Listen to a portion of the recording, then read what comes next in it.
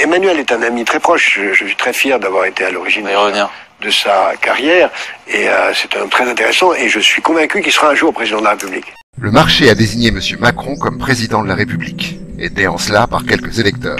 C'est que le président de la République n'a plus de pouvoir, ou beaucoup moins de pouvoir, en tout cas qu'avant. Mais que les Français, et lui-même aussi, croient qu'il a toujours les mêmes pouvoirs. Mais pourquoi il aurait moins de pouvoir? Véronique Jacquier, Sud Radio. Il a moins de pouvoir pour 1000 raisons. D'abord, pour de bonnes raisons.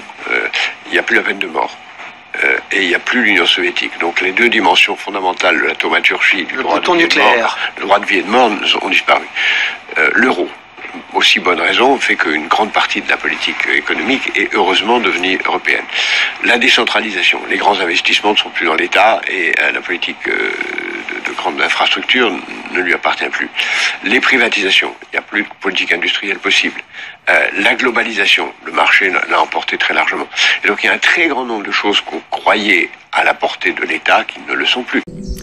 Monsieur Attali rappelle ici que le président n'a plus de pouvoir en dehors de celui qui lui est donné par le marché.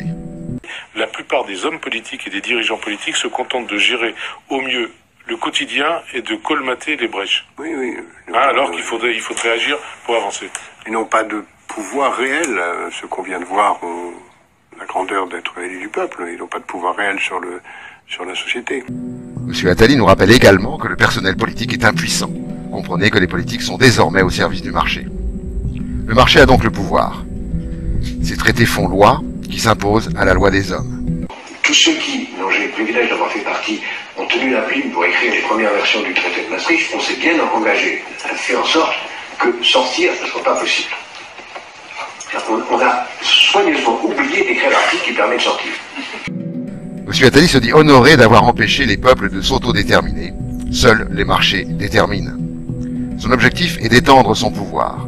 Le marché va s'étendre à des secteurs pour lesquels jusqu'à présent il n'avait pas accès, tels que la santé, l'éducation, la justice, la police, les affaires étrangères. Et en même temps, parallèlement, dans la mesure où il n'y a pas de règle de droit, le marché va s'étendre à des domaines aujourd'hui considérés comme illégaux ou criminels, comme la prostitution, le commerce des organes, le commerce des armes, le racket, etc., etc. Et donc, on aura de plus en plus un marché qui va dominer, entraînant une concentration des richesses, une inégalité croissante, une priorité absolue donnée au court terme et à la tyrannie de l'instant et de l'argent, jusque et y compris, au fond, au bout de la route, la commercialisation de la chose la plus importante, c'est-à-dire la vie, la transformation de l'être humain en un objet marchand, lui-même devenu un clone et un robot de lui-même. Le président, les ministres sont les seconds couteaux chargés de faciliter la prise du pouvoir du marché. Déréglementer, appauvrir et démanteler les services publics, ouvrir tous les secteurs à la concurrence, détruire les protections des salariés et des citoyens. Il s'agit de livrer au marché les derniers bastions détenus encore par le peuple. Et pour que le peuple fasse silence, aucun gouvernement n'osera plus aujourd'hui revenir sur l'état d'urgence. C'est ce qu'a annoncé Manuel Valls. Aucun gouvernement. Vous nous dites qu'on ne pourra plus sortir de l'état d'urgence? Non, je pense qu'on n'en sortira plus jamais parce que tout gouvernement qui sortirait de l'état d'urgence donnerait le sentiment d'une faiblesse. C'est malheureusement aussi absurde que le principe de précaution, qui lui-même est excessif, mais dont plus personne ne peut sortir. Donc on crée parfois involontairement des irréversibilités. Nous sommes en état d'urgence, mais par nature, nous devons en permanence être dans un état d'urgence, et le fait de le signifier par des institutions ne fait que exprimer une réalité. Qui a le pouvoir? Le marché est l'outil qui permet au capital de s'accumuler. Les détenteurs du capital et des propriétés lucratives sont ceux qui ont le pouvoir politique. Ils font et défont les pouvoirs politiques à leur guise sans que les peuples n'interviennent. Ils ont déjà prévu la succession, M. Macron. J'irai même plus loin.